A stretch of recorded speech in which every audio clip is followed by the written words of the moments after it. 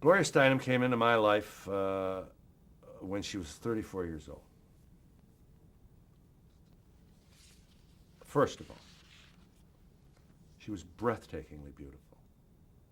I just was really quite taken by how fabulous she looked. And then I began to hear the message.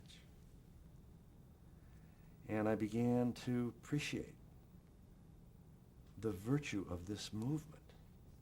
And the women's movement was gathering tremendous focus, tremendous head of steam. And it was happening against the pressure of a hostile white male press that thought these girls, all they wanted to do was burn their bras. An awful lot of abuse was heaped on these women. They don't like sex, they don't like men, they don't like love. Who are they anyway? Oh, women, often the worst critics. And Gloria just kept on keeping on.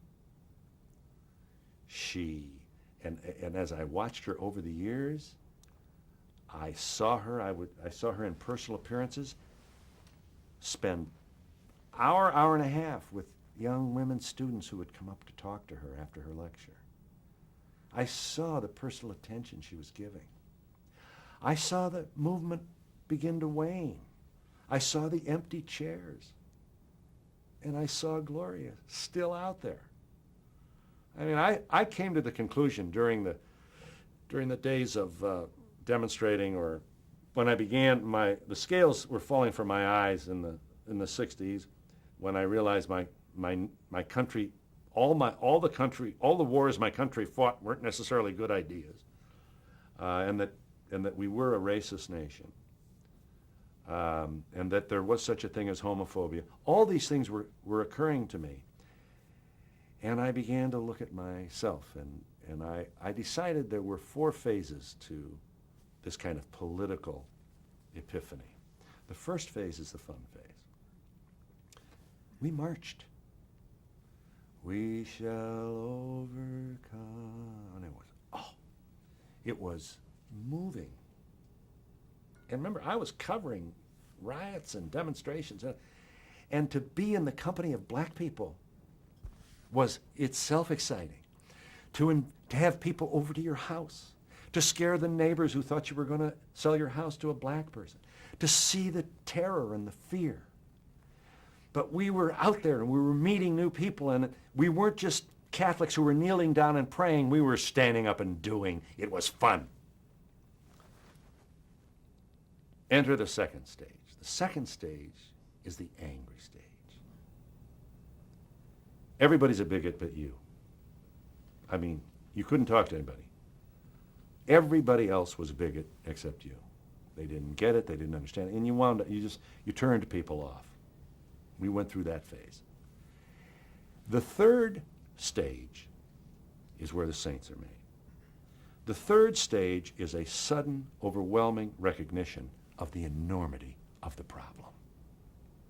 I figured you demonstrate, you work hard for the least of his brethren, you help people pull themselves up, we'll live in an integrated society, and we'll die a happy death. Honestly, this is how naive we were in those times. And then as you got into it, you began to examine yourself. I remember I was on the board of a center in the black neighborhood of Dayton, on the board. And we needed furniture. And I said, well, why don't we call Goodwill? And the black people said, hell, we give stuff to Goodwill. You see, I was patronizing there. I began to realize that the white guys did all the talking. I saw it, and I looked at myself. So after the angry phase, and after the sudden realization of how complex this is, it is the Rock of Gibraltar, and you are a feather. That's where the saints are made. You go either one of 2 ways at that point. And many, many folks dropped out, take guitar lessons, yoga, maybe even live in a Volkswagen in New Mexico somewhere. Just total burnout. Too many demonstrations, too many cops, too much yelling. Or, even though you know how complicated this is, even though you know you're never really going to see any particular significant nationwide victories here, you keep going anyway. You keep on keeping on. That's where the saints are made. I would count Gloria Steinem in that.